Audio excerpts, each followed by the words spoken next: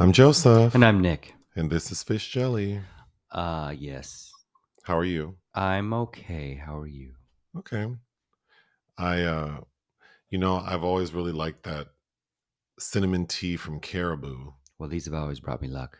And for some reason, I guess I assumed that only Caribou made it. I don't know why. For years now, we've lived in LA for almost 13 years, Mm-hmm. I've had your mom send me some because Caribou is a Midwest coffee chain. For those who don't know, coffee shop chain. And so like she has purchased some for me and then shipped it to me. And then we were there for like Thanksgiving time Mm-hmm. last year. And I thought, oh, I should try to order some. And the cashier said, oh, we have like you can buy it on subscription. So then I went last week to try to buy some and it's out of stock. Okay. So then I was disappointed. And then I thought, this can't be the only game in town. So I tried to research what about this tea makes it so special because the Caribou cinnamon tea is sweet Mm-hmm. without putting sugar in it. And my dumb ass was like, how can this be?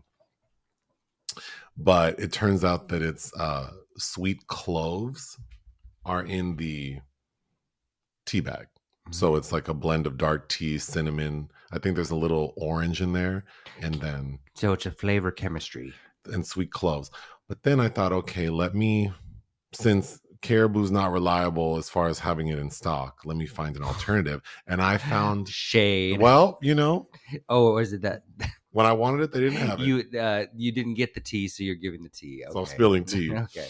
But there's a brand called Harney and Sons that's available on Amazon. And a 3-pack, which is like 90 sachets, was like $30. So it's like 30 cents a sachet. You haven't tried it yet because the temperature was too much for you. But I don't drink boiling liquids. Thank you. Nick is very sensitive to temperature in his mouth. But sounds so specific. I don't like to burn my little papillae.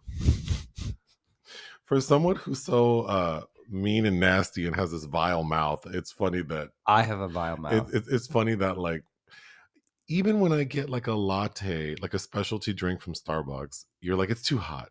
It's too hot. We got to give it a minute. Can you give it a minute? Every morning you put ice cubes in your coffee after you let it sit for like 2 hours. No, if it's sitting, I don't put ice in it. But anyway, Harney's and Sons has hot cinnamon spice tea that I think is extremely comparable to Caribou. I don't have a vile mouth. Okay. I think, well, you're on people are listening to you right now, which means they've listened to you before. So I don't believe that is the absolute classification. You're quick to get nasty and mean. Nasty. I think people would find it funny that you're very sensitive to temperature on your lips and tongue, but yeah. So I don't like to abuse myself. We're not going to go there. I'm happy that I found an alternative. I'm too. I started drinking it yesterday, and I have a cup of hot tea right now. Since Caribou let you down. Caribou let me down. Moving on. We used to buy that the first time I came to LA before we lived here. You brought me to Coffee Bean and Tea Leaf and CBTL, yeah, Cracker Barrel taco lettuce, not cock and ball torture. Cock and ball torture, love.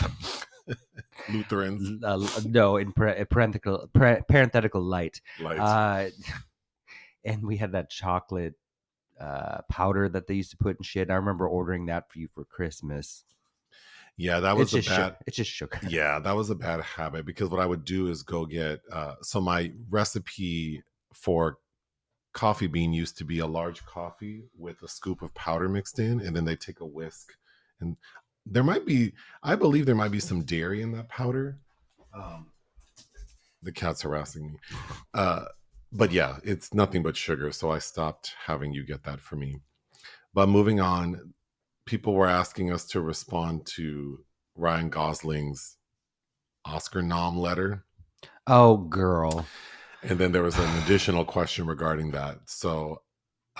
for people who don't know, after the Oscar nominations, of which Ryan Gosling was nominated and America Ferrera was nominated, but people felt like Margot Robbie and Greta Gerwig were snubbed. So Ryan Gosling made a statement. Part of it says, I am extremely honored to be nominated by my colleagues alongside such remarkable artists in a year of so many great films. And I never thought I'd be saying this, but I'm also incredibly honored and proud that it's for portraying a plastic doll named Ken. But there is no Ken without Barbie, and there is no Barbie without Greta Gerwig and Margot Robbie, the two people most responsible for this history-making, globally celebrated film. And then he goes on. Then America Ferrera says something to the like similar effect, like saying that she still hasn't wrapped her head around it, but that she's incredibly disappointed that Gerwig and Robbie, were not nominated. Oh no. My initial thought was like, first of all, you have to submit to be nominated. So if you were going to feel that butthurt about, so like you wanted every person who was involved with Barbie to be nominated, or only some? Because what about there are people no one else is mentioning, like that one director who's pregnant in it? What's her name? Emerald Fennell. And then Issa Rae. And then what about Michael Cera? What about the Kate McKinnon? Yeah, there are other people in the movie. So when you have that attitude, it's like, oh, so you don't think Kate McKinnon deserves this something, movie or you made don't a ton of money. And will be a cultural footnote for the year 2023. It saved the industry, everybody, according to some. But just because it has the popular vote, there are only 5 fucking slots. So I stand with Whoopi Goldberg. Shut the fuck up. But wait, you don't have a vile mouth. What is this that we're hearing? Look how quick you get turned up. I'm a sweet. My papillae is a temperature. I can be more than one thing. I have different facets. Thank you. Aren't I lucky to have found a man that can do both? Yeah, I'd say. Yeah. I'm being abused at home. Oh boy. Anyway. Okay. Yes, this is not a record of abuse. Chronicle of abuse. Will someone timestamp this episode? What? I said with Whoopi Goldberg. Like, not everybody gets a nomination, and also, oh, you dum-dums, why are we caring about the Oscars anyway? Sigourney Weaver doesn't have a fucking Oscar. I don't care about the fucking Oscars. Glenn Close doesn't have an Oscar. I mean, they just started nominating Black people to a moderate degree recently. To be fair, if I were Ryan Gosling and a reporter asked me like, well, how do you feel that the director of your movie and the other star weren't nominated? Of course, I would say something to the effect of like, of course, I think they did great work as well, but I'm honored. Because the problem is, like, y'all submitted to be nominated. Mm-hmm. So you can't act like... But he's writing a statement that, like, this is the definitive autobiography of Susan B. Anthony, and the woman playing Susan was nominated, but the man in the cameo playing her husband was. That's what... The other thing is, these are, like... Well, like you said, there are only so many spots for nominations. So you think that most of them should have been filled with your movie. So you think Barbie just should have run up all over this? No. But also, if these awards were like legitimate and weren't partially like PR and marketing and all that, but if they were legitimate awards, then they're being given out for acting, right? Mm-hmm. So that means that people didn't think that your co-star acted better than the other 5 people they nominated. Mm-hmm. She didn't make the cut. She didn't make the cut, and it's okay. Like, yes, Margot Robbie is Barbie, and the movie's called Barbie, but maybe people didn't. I didn't think that she was like. Robbie got robbied. She didn't send me. Like, she was fine. She was fine. It's fine. This wasn't a movie. It's a summer blockbuster. Anyway, and if people listen to our Barbie review, I did say that I really liked America Ferrera in the movie, but I was surprised to see her name pop up on the list of nominees. Like, I didn't think that she was. I just thought she seemed like the most sincere and sweet character. She has a nice monologue. But to see her nominated was kind of shocking. Yeah. Anyway, I just think it's funny. But another question someone had is, do you think... And what did Diablo Cody say? Like, this movie made $1 billion. That is what... I'll take that over some Oscar nods.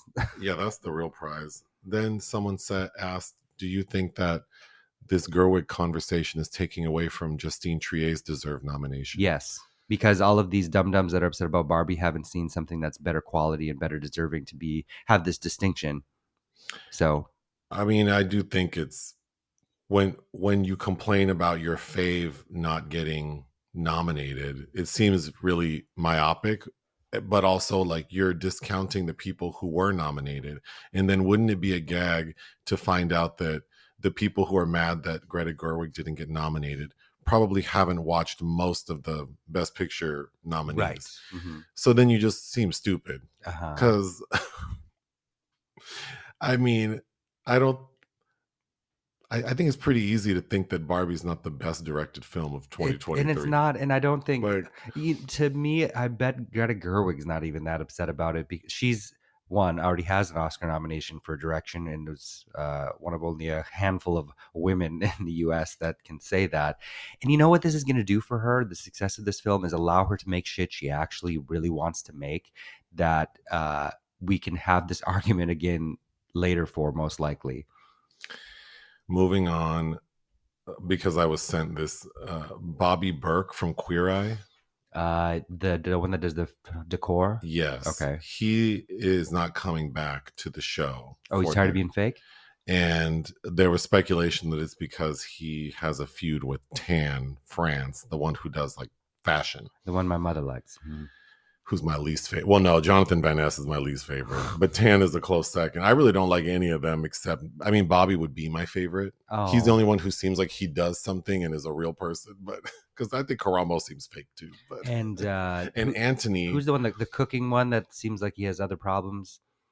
Yeah, like high blood pressure because of those fingernails. But anyway, I'm not a hater. I just think it's funny that like they make him like a sex symbol on a show that's like not about them. I want to we should do a counter Queer Eye, and like his portion of getting people to make food. I'd be like, what do you want to make? Let's Google this recipe, and I'm going to watch you put these ingredients together and show you, and I'll help you when I can, but you can do it by yourself.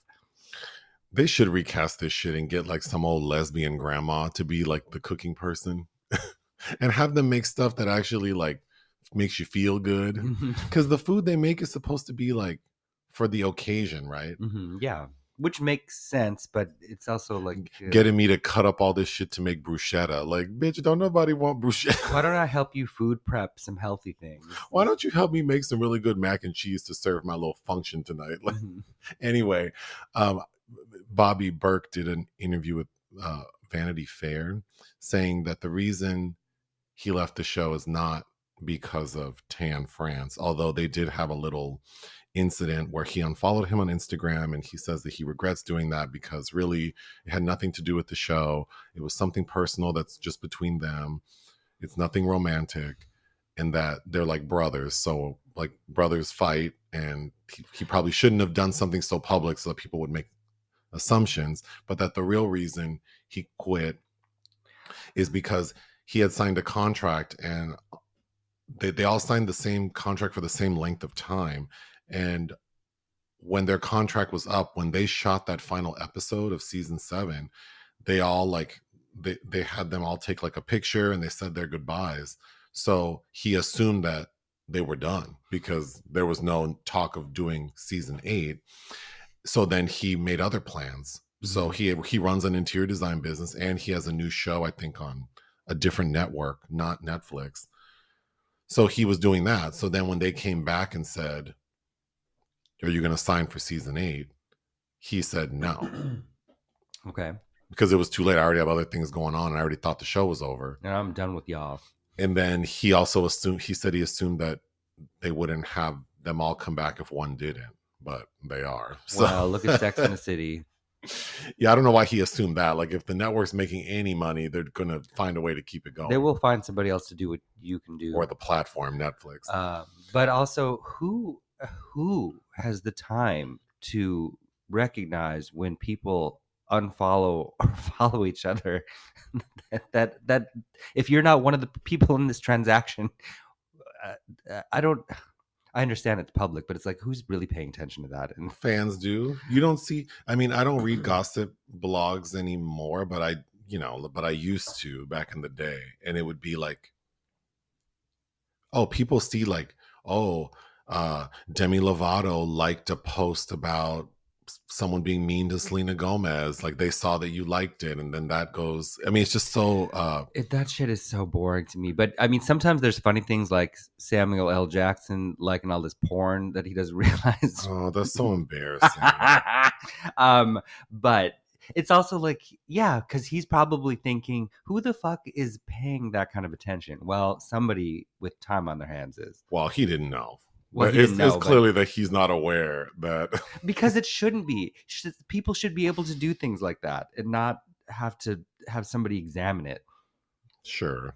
Well, I mean, I think people can examine your behavior, but then it's like you need to think about your behavior. Like you're a very famous person on a public platform viewing pornography. Maybe you need to find a discreet way to view pornography. Like it doesn't make any sense. You can't view porn the same way we all do. It's like the people who like watch porn while they're like on a Zoom call for work and don't realize the volume is not turned off, and it's just like, what?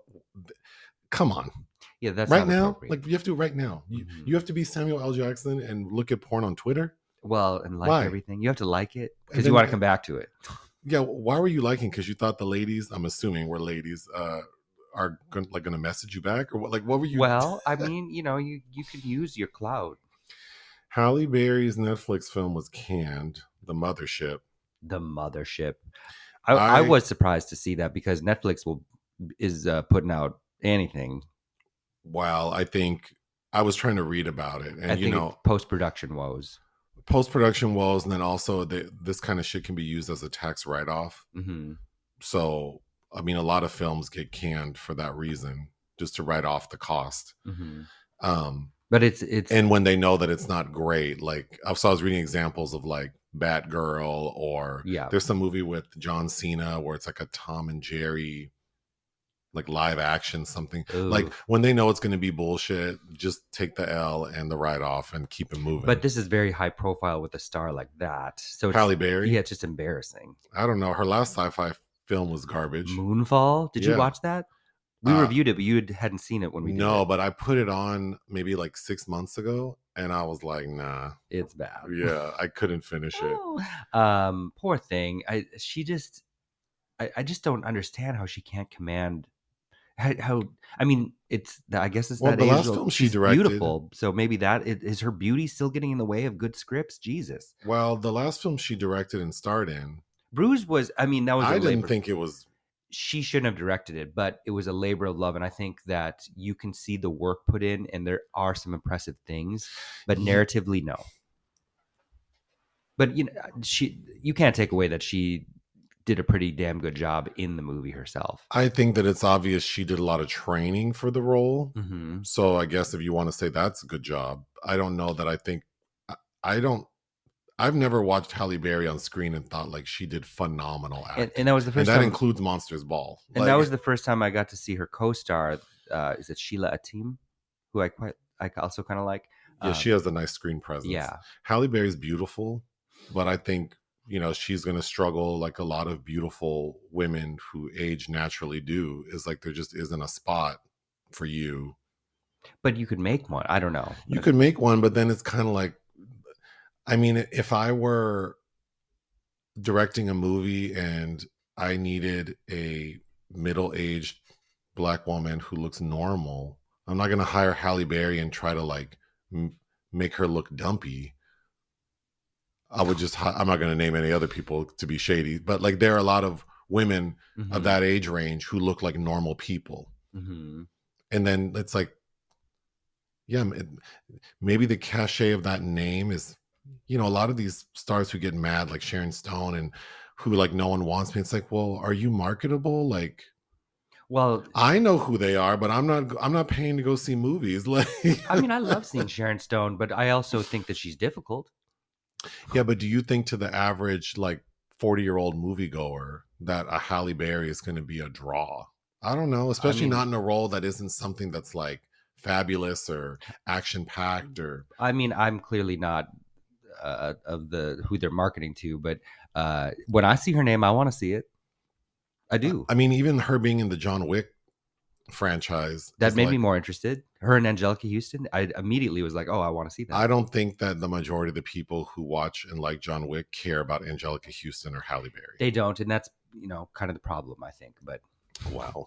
Okay, you are going to Berlin for the film festival, and you have a list of your most anticipated. Yeah, last Monday they announced their complete lineup. We were waiting for the competition because they were, as usual, things come out piecemeal. They had their forum and panorama sidebars revealed a couple weeks before that. The opening film starring Cillian Murphy. But yeah, it's now all has been revealed. Are you going to name them? Like my top anticipated? Well, you wrote them down. From least to greatest. This is just kind of randomly, but Juliana Rojas, who Brazilian director, she co-directed Good Manners, the werewolf movie that with Marco Dutra. You've seen that. Okay. She's directed a movie on her own called Cidade Campo, I think, which means city and countryside in Portuguese. My Favorite Cake, from the directors of The Ballad of a White Cow from Iran. It's in the competition. Suspended Time, a new Olivier Assayas film, which I hadn't even realized he was working on something new, I think. So that's exciting. Black Tea from Sissako, where's he from in Africa? Who hasn't made a movie since 2014's Timbuktu. So I think everybody expected this to be at Cannes. And it's about a woman who walks away from... He's Mauritanian, like the Jodie Foster film. A woman who walks away from her marriage, and then I think following her after that. And it was known for a long time, I think, as The Perfumed Hill. But yeah, anyway, Black Tea. The Empire, the new Bruno Dumont, which I think is supposed to be kind of a parody or has something to do with its maybe judging Star Wars. But I love Bruno Dumont. You liked his last film as well, France, starring Léa Seydoux, if you remember that. The Devil's Bath, in competition. I believe it's a horror film. It's from the Austrian directors of Goodnight Mommy, including the woman who's married to Ulrich Seidel. My New Friends, which reminds me of the secret film we're going to talk today, but a new André Téchiné film starring Isabelle Huppert as a policewoman opposite Hafsia Herzi. This is going to be in the Panorama, which probably means that, the fact that this is the caliber of the people in front and behind the camera and they put it in Panorama is probably saying something. But Téchiné worked with Huppert in 1979's The Bronte Sisters. So this is a kind of a reunion that's it's taken a long time, because usually the people she repeats with, it's always kind of in a quick succession, which brings me to my most anticipated, which is A Traveler's Needs, in competition, the new Hong Sang-soo film, which is the third time he's worked with Isabelle Huppert. Is that all you have to say about Berlin? Yes, that, and I'm very excited. And yeah. Okay. Well, right now, today's the last day to watch Sundance stuff, so I'm already looking forward to putting Sundance to rest. All right, we'll take a break. There is something in the Sorry to This Man section, because for the Patreon, we reviewed the Altman film Shortcuts. Oh, and I said I used my 10-year-old's pronunciation of Pret-a-Porter. So an Altman film, Ready to Wear, but the French title is Pret-a-Porter, and yes. You said Pret-a-Porter. Yes. So you wanted to correct that. I did. And there's another item that's not really a mistake on our part, but good. A listener who lives in Scotland was happy to report that they went to go see Poor Things, and the child sex scene was intact. Oh, which I shouldn't say child sex scene. For people who don't know, there is a sex scene between two adults where the man's children are made to watch as like instructional. Mm-hmm. It's not pedophilia. So at least in this theater in Scotland, that scene was intact. All right, films released we didn't cover. Miller's Girl. I believe a debut by one Jade Halle Bartlett, starring Jenna Ortega and Martin Freeman. It's about a teacher and a student, I believe, and we did not watch it. I looked at that and was not interested. Next, American Star. I think I'm getting a screener for that this week, but it's directed by Gonzalo Lopez Ortega, but it stars Fanny Ardant. And technically Ian McShane is the star, but anything with Fanny Ardant, I will be watching. Yes. Badland Hunters. This is directed by Hyo Myung-hang from South Korea. It is about an earthquake shaking Seoul and I guess terrible things happening after that. I think it's a Netflix release. Netflix is very, after Squid Game, I noticed they seem keen on pumping out new Korean content. Oh. Next, Hundreds of Beavers. This sounds really odd and interesting. I believe it's a period piece about a fur trapper. I think it played Fantasia Fest back in 2022, and it's directed by Mike Cheslick.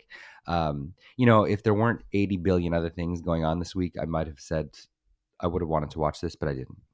The Peasants.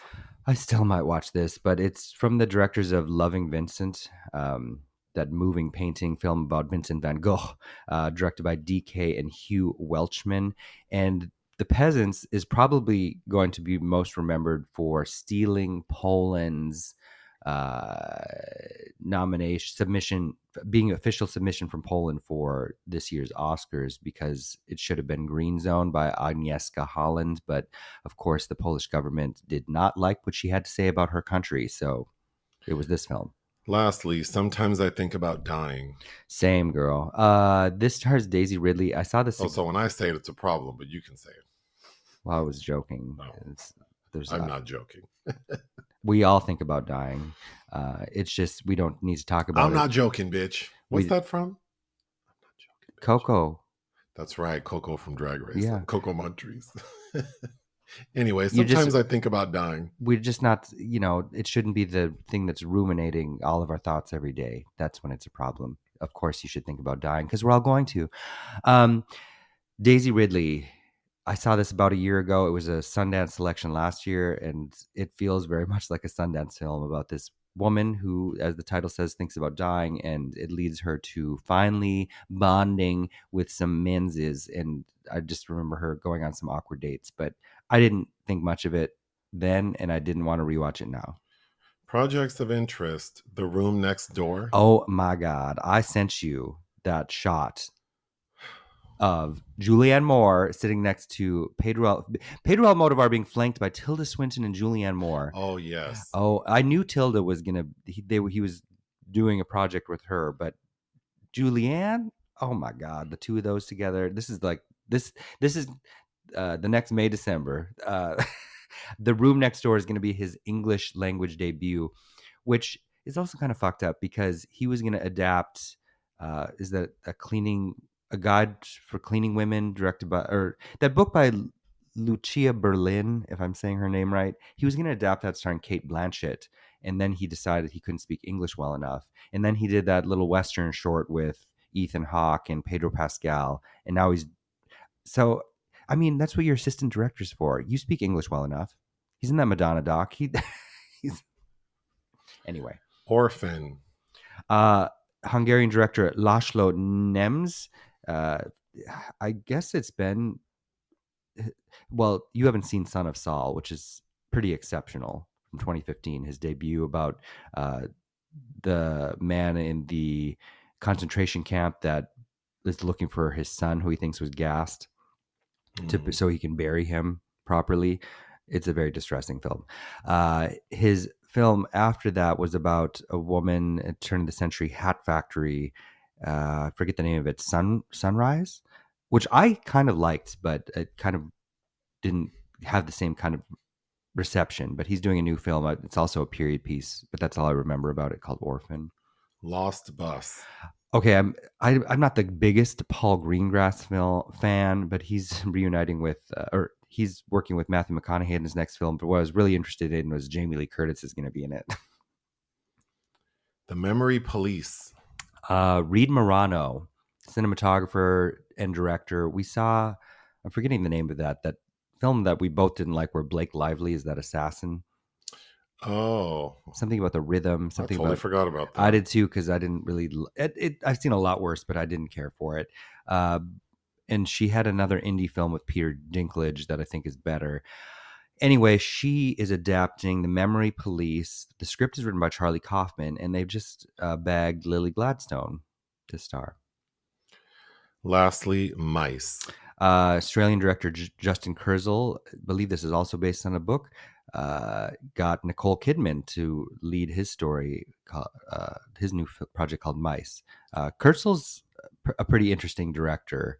I liked his True History of the Kelly Gang a lot, but of course, if you go back to his debut, Snowtown, about the serial killer, is disturbing. But it's fun. It's exciting that Nicole Kidman will be in his project.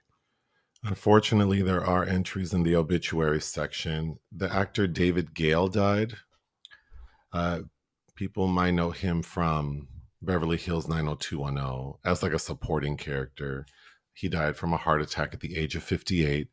And then Norman Jewison. He was only 58? Yeah. Norman Jewison's been old, but the secret film this week, had I not had so many things to watch because the Sundance, was going to be Fiddler on the Roof. But yeah, Moonstruck, The Russians Are Coming. His last film, I believe, was The Statement way back in 2003 with Michael Caine, and Tilda Swinton has a small role in that. I mean, he's a pretty notable director. Well, goodbye to these people. We'll take another break. The secret film this week was your choice, and you chose the 1987 American black comedy Barfly, directed by Barbette Schroeder, I think. Schrader, starring Mickey Rourke and Faye Dunaway. Why did you choose this movie? I've been wanting to rewatch it for forever, and we're big Faye fans in this house. I'm a Faye fan. You're a Faye fan. And yeah, it's just something that I knew that you needed to see because, you know, talking about the people that put this together first, Faye had a tailspin. Her career was in a fucking tailspin that I arguably never recovered from after Mommy Dearest in 1981. And this was kind of a return to form for her career briefly. Because you've seen some of the other shit she's done in this period. What's the movie she did where she was the prostitute and she was sleeping with like the town preacher with James Earl Jones? Yes. What is that? It's Scorchers. I highly recommend if you like Faye Dunaway and you like mess, you need to stream Scorchers. But Scorchers is no good. Barfly is. So this played in competition at the Cannes Film Festival, and she received a Golden Globe nomination for it. So, you know, it's a nice little bright spot in her late 80s filmography. But Barbette Schroeder had taken years and years, I think 7 years to get this made. And in the interim, I think prior to this film, released a documentary, The Charles Bukowski Tapes, which is a 3-hour documentary based on all the footage assembled. And Bukowski, as a kid, this was my introduction to him, and I believe it's your introduction to him right now. But he is a fantastic writer, cult writer, an LA writer. At the time he was alive and most prominent, probably more revered in Europe, which explains why a director like Marco Ferreri, I think, is the first person to adapt him in Tales of Ordinary Madness, which is a crazy. If you like Barfly, watch Tales of Ordinary Madness. If you can find it anywhere. Starring Susan Tyrrell, and Ben Gazzara is the kind of composite of Bukowski in there. And another big adaptation, Ben Hammer did Factotum in 2005, which I still haven't seen, and I know that was kind of so received. I believe starring Matt Dillon and Lily Taylor. And I know James Franco famously tried to make a biopic called Bukowski, but, you know, with his pennies, starring Josh Peck. And that never got released because there was some contention about it being based on one of Bukowski's books, Ham on Rye, and the rights holder sued. And so that film has never been released. The IMDb premise for this movie says, based on the life of successful poet Charles Bukowski and his exploits in Hollywood during the 60s, 70s, and 80s. That's not an accurate description of the film. This film appears to take place over the course of like 3 or 4 days. And it appears to be the 80s in Los Angeles. Charles Bukowski wrote the screenplay, but the main character who's modeled after him is named Henry. And Henry's played by Mickey Rourke. So Mickey Rourke is an alcoholic derelict to like, I mean, he's like gold star, AAA drunk. He is, and the main characters in this are a hair's breadth away from Skid Row, is how they seem. Well, not just like metaphorically, but physically. Like, yes, the bar where they live and they frequent is near Skid Row in downtown LA, because it appears that they're by MacArthur Park. But anyway, we see Mickey Rourke frequent a bar, and one of the bartenders is played by Frank Stallone. Mm-hmm. And Frank can't stand Mickey. And the opening of the film is the two of them fighting. And Frank whoops Mickey's ass. But Mickey comes back because he's not a quitter. And after having a bite to eat and building his strength back up, he beats Frank up. Mm-hmm. So now Mickey can't drink at the bar that night because he don't whoop the bartender's ass. So Mickey goes to a different bar. And while he's ordering his drink, he sees a woman sitting across from him, played by the effervescent Faye Dunaway. She is so good at this movie. Wanda. The first shot we get of her sitting at the bar, the look on her face told 1,000 stories. Mm-hmm. But he picks her up very easily. They go home together, spend the night, and the next morning she gives him a key to her apartment and basically says, like, we're together, but I need you to know that any man who comes to me with a fifth of whiskey, I'm going away with them. So don't leave me. Mm-hmm. And Mickey's like, I just need to go find a job. So he goes to find a job, and we see him on an interview, yeah, which does not go well. And then Faye, of course, leaves and ends up having sex with Frank Stallone. Mm-hmm. But during this time, we see that there is a detective looking for Mickey Rourke, played by Jack Nance of Eraserhead fame. Why is this person looking for him? He's been hired by the publisher of like an elite literary magazine, a prestigious mag, played by Alice Kriege, who I love. Yes. So we find out that Mickey Rourke, Henry, he's a writer, and he submitted some of his work at some point to this magazine, and the publisher, Alice Kriege, loved it, but she can't find him to pay him to use his stuff, so she hired a detective to do it. So she finally approaches him, and just like Faye Dunaway, when Alice Kriege meets Alice, I'm now talking like Michael Jackson saying Krish Rock. You're doing Chris Tucker's version. I'm doing Chris Tucker doing Michael Jackson saying Krish.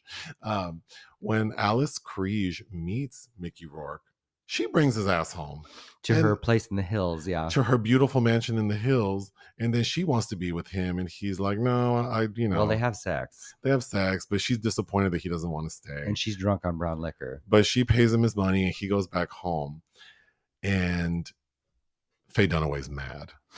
She's like, I can smell that bitch on you, like, because of the perfume, and she says, if I see her, it's gonna be a problem on site.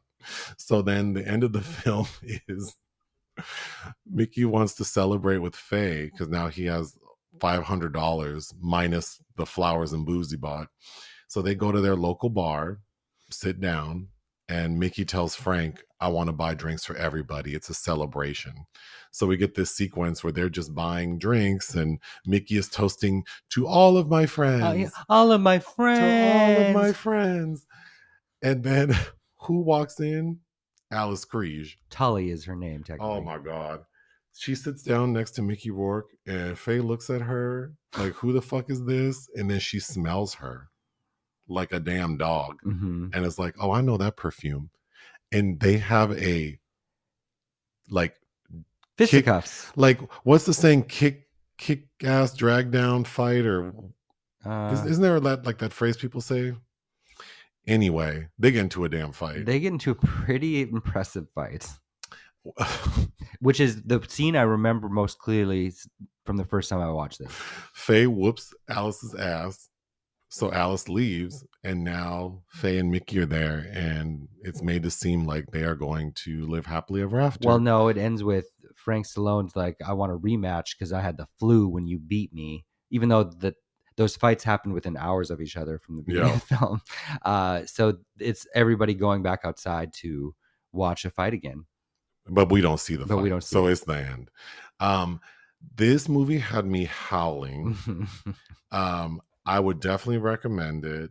The only thing that's missing, I would give this a good score because I think the performances from Mickey Rourke and Faye Dunaway, and just having like grown up in like that area, like at that time, and just like the way it's depicted, and it's really fun to watch. Their performances are really fun. I think the writer captured the essence of like this alcoholism and this toxic ass relationship in a way that felt authentic and disturbing, but also, I mean, it's like what, like, you know, of what do they say? Fascination with the abomination. Like, yes, it's a sight to behold. Well, yeah, we're gazing into the abyss here. Yeah, but what's missing is I didn't know who Charles Bukowski was.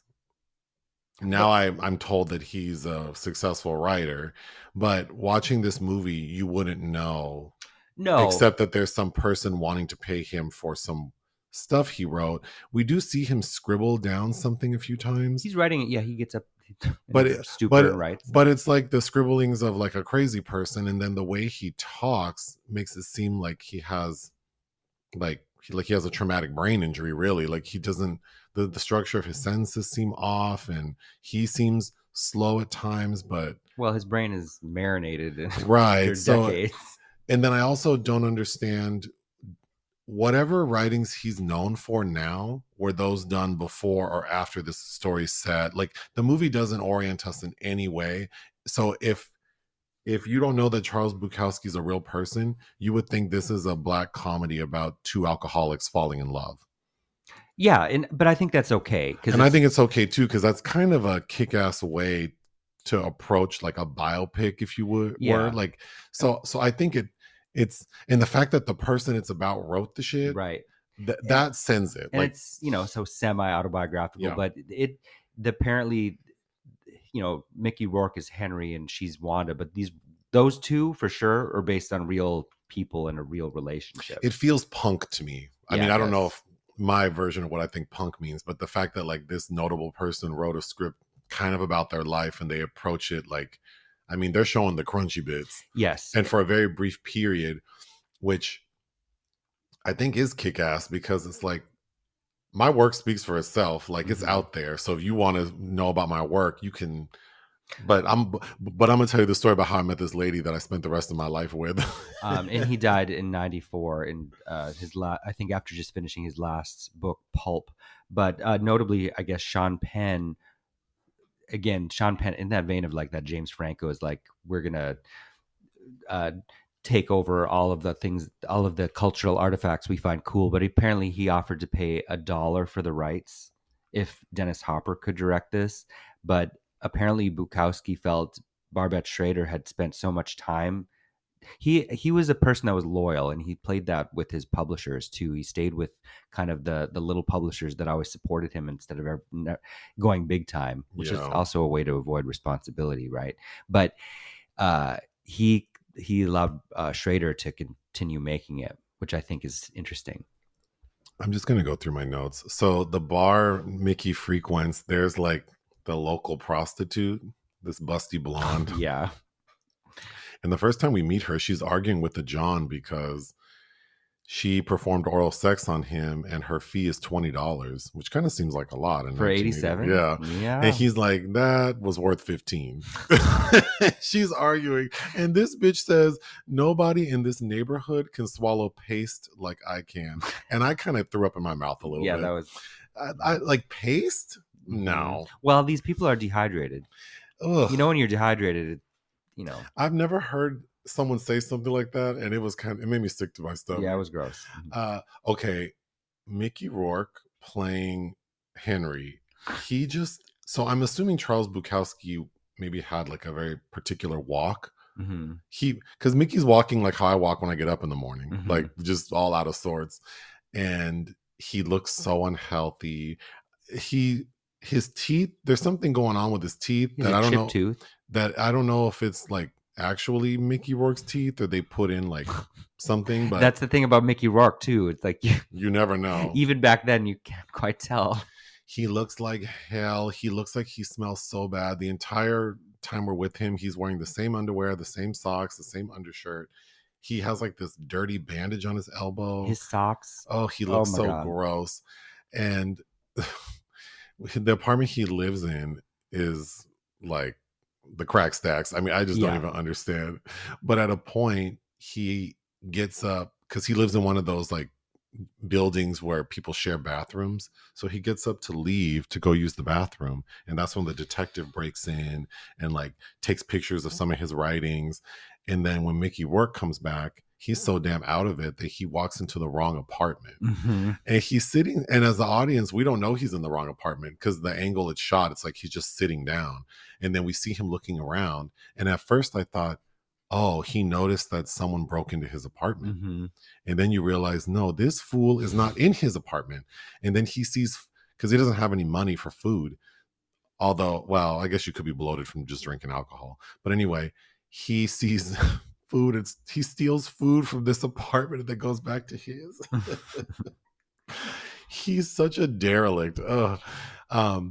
I kept track of how many times I heard the word fag being used. It's used 5 times in this movie. Mostly by Frank Stallone, though.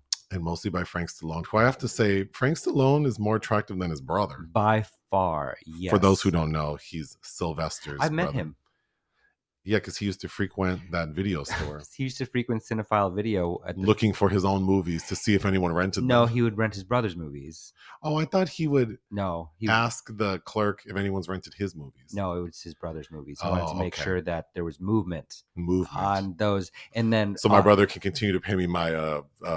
what do you call it when kids get an allowance? Yes. An allowance. And then oddly, because I would go because my friend worked there at the time. He no longer does. But Frank, he would try to elevate Frank's taste. So they were having a conversation about Fellini's 8.5.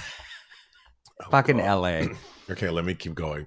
So when Mickey Rourke and Faye Dunaway meet and they're walking, I think the cinematography is really strong. Oh, this was shot by Robbie Mueller. I really liked how it looked. There's a shot of them walking down the street, these 2 drunks, like the blind leading the blind. And then all of a sudden, as we get close to Faye Dunaway's apartment, this bitch wants to pick corn. There's like a cornfield there's a corn in patch. MacArthur Park, like near her apartment. And she runs into the corn and I love corn. And she's just out of it. Like she's manic and drunk. And Mickey's like, you can't pick this corn. It's not ripe yet. Like it's going to be green. You can't cook it. And she's like, and she is stuffing her purse with this young ass corn. And then the police come and they make a break for it. And watching them running from the police is so funny. They get into the elevator. They go hide in the apartment.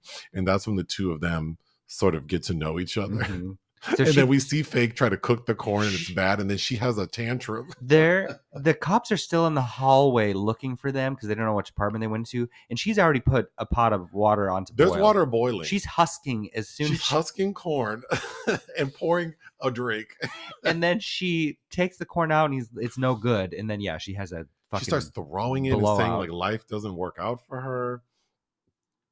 So and they later referenced this because of their first major argument. He goes, I thought we had something special, but I guess it was just green corn. There's a Betty Davis movie, The Corn is Green? Oh, is based there? On a play, yeah. Anyway, after that first night, that's when she gives him the key, blah, blah, blah. Like, if another man brings me whiskey, I'll leave. So they go to the bar again. Or no, it's just Mickey after he tries to get a job and doesn't get it. He goes to the bar to drink. And there's an old man in the bar who orders a shot. And he has the DTs, right? So he's shaking so bad that when he tries to take his shot, he spills like half of it. Mm-hmm. So the bartender says, don't worry. This one, I'll give you another one. It's on me. And when I tell you, I have never seen something so funny. This old man takes off his scarf and creates like a pulley system so that his non-shaky, like he can lift his shaky hand with the pulley to pour the drink in his mouth. Yep. I mean, anytime you see those compilations of like memorable movie scenes, like you just watched a movie that was based off of a bunch of movie scenes. Oh yeah, by Georgi Palfi, and now, ladies and gentlemen, I feel like that scene of that man taking that shot with his little pulley system needs to be in it. There's a character who frequents the bar named Lily.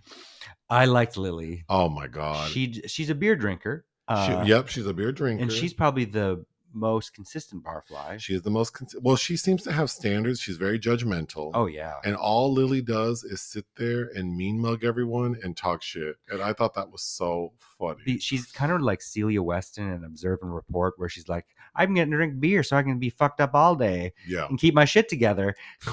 So Mickey and Faye get into a fight, and she beats him with her purse, and whatever she has like a brick in her purse or something. So he has this terrible laceration on his head. He's bleeding like he's gonna die, and someone calls the police. I think it's the detective. Jack Nance comes to see him. Yeah, the detective calls I'm not the police, the paramedics. The paramedics show up, and I thought this was a funny scene. They see him looking like he was attacked by Freddy Krueger, and they're like, "Where's the emergency?" Because he's standing up, so you must be fine. And then they don't treat him because sign this paper, let us go. Yeah. And then now that Mickey has moved into Faye's apartment, that's where we spend our time now. We don't ever go back to his place. But Faye has neighbors, this old couple who fight. Oh God, they're just... And every time we're in her apartment, we hear these people fighting. They're just screaming, and it's clear that the woman is getting beat. Yeah. But then at a point, Mickey like breaks into their apartment. Because it sounds like... And this is when Alice Creesh has come to visit him. So she's at the apartment and he breaks in, and it sounds like the old man's killing the old woman. Yeah. But then what does he say? The woman is on the bed and like he'd been choking her, and the old man is like, she likes it. This is what we do. It's like a sex game. It's like a sex game. And that woman gets up and cusses Mickey Rourke out. But then the man grabs a knife and says, "Oh, do you really want to see us have some fun?" And he looks like he's about to stab her. So Mickey goes to stop him, and they get into a tussle, and the man gets like badly stabbed in the abdomen, but he doesn't die. No. I wanted Mickey Rourke as... I'm curious. I should have watched clips of Charles Bukowski talking, because I thought Mickey Rourke is doing the dialogue. He sounds like Mae West. Sure. Oh, like that's how he sounds. Yeah, he's got let me buy you a drink, yeah. Like that's how he talks. Am I wrong? Am I crazy? No, he does. He sounds like Mae West. He does this thing that there's only a rare handful of across the history of cinema of people that go in like this, like a Brando or Shia LaBeouf. He makes me uncomfortable with the way Shia LaBeouf makes me uncomfortable. I mean, it was extremely engaging. Oh yeah, but I was giggling a lot. Like, this motherfucker is doing like an alcoholic Mae West. That's what he's. Or it's like he's trying to be like a noir character, like a Bogart that's just fucking coppers, Edgar G. Robinson. So then Faye has an incident where she's being dramatic in her apartment, and she's telling Mickey that she had a dream that the devil was after her and she can't breathe. And so then she like passes out. So Mickey calls 911. And when the paramedics show up again, they're mad because they're like, not this place again, but at least there's someone here for us to check. And the paramedic checks Faye, and he's like, this bitch, she's just fine. Drunk. She's just drunk and fat. And when they leave, Faye pops up like a spring chicken. Did you hear what they said about me? So clearly they have this super toxic relationship. Yes. So when Alice Creesh finally confronts him and says, "What's the deal?" they go on a drive. Well, because she gives him a check, but he can't cash it, so she has to cash it. So she's like, "Well, hop into my Mercedes convertible, and we're gonna go to the bank." And then Mickey, which is across from the Chateau Marmont. Yeah. So now they've gone to like West Hollywood, but they, she kind of like double parks, so Mickey gets in the driver's seat, And then she's like, well, you can drive. We're going to go back to my place. And then they have an interaction with the prostitute first. They have an interaction with a prostitute. And then there's a couple like they're at a red light and the car in front of them is this couple indulging in PDA. Mm-hmm. And Mickey thinks they're obnoxious. So he like rams their car into the middle of the intersection, mm-hmm. which is like, how many red flags, Alice Creege, do you need before you get this man out your damn car? Like what? It's just like, white lady, how out of touch are you? And then it's like Mickey Rourke, because I looked at pictures of Charles Bukowski and I told you, I think he looks like if someone took beef jerky and put it in vodka overnight and then took it out and dropped it in lint. Yeah, so especially by the 80s, yeah. So Mickey Rourke definitely looks better than that man, but he looks like he smells disgusting. Yes. And the fact that this rich lady let him all up in her bed, all up on her furnishings, I know, begging for him to stay, begging for another session. I'm like, ugh, mm-hmm. How bad does he smell? But yeah, these performances from Faye and Mickey Rourke are exceptional, but it tracks with his usual themes where he's been criticized for being, misogynistic. Clearly, you mean Charles Bukowski? Bukowski, yeah. So I think, of course, he's written this semi-autobiographical thing where these beautiful, but also women whose lives are out of control would be obsessed with him. What would you give Barfly? I gave it 4 out of 5. I love it. I think I'm going to give it 4 out of 5. It's excellent. And it feels punk, like knowing that the person who it's about basically wrote the shit and that they are like, it's just this little snapshot into the insanity that was their life. And then really it's a love story. Yes. You have to think that I think it's the same year that Mickey Rourke was in Angel Heart. It's also the same year of another high-profile Bukowski adaptation, Crazy Love, directed by Dominique Deroder. And I remember at the time, Sean Penn was dating Madonna, and they were both going around talking about what a fantastic movie this Crazy Love was. Oh, God. You haven't seen it. I do. I own it. Oh. Yeah, it's fine. It's based on some short stories. I prefer Barfly. And we haven't talked about the director at all, who I also has a fascinating career. Iranian-born, who started out like the beginning of his career in French cinema, including probably my favorite of him, just a titch better than this, is Maîtresse, starring Boule Ogier and Gérard Depardieu. But he has a very notable documentary about General Idi Amin, which is part of the Criterion Collection, which is fascinating. But then after Barfly, he really had a significant Hollywood phase because he did Single White Female with Bridget Fonda and Jennifer Jason Leigh. Towards the end of that streak, he did Murder by Numbers with Sandra Bullock and Ryan Gosling. That's back when they were dating. He did this really low-budget guerrilla-style piece of queer cinema called Our Lady of the Assassins, which I also recommend. I actually met him once at the Toronto Film Festival after a screening of Inju, Shadow of the Beast, which is not that good, but I think is based on the writings of Rampo. Anyway, he's a very interesting director, and not all of his stuff is very successful, but this and Maîtresse are, I think, must-see cinema.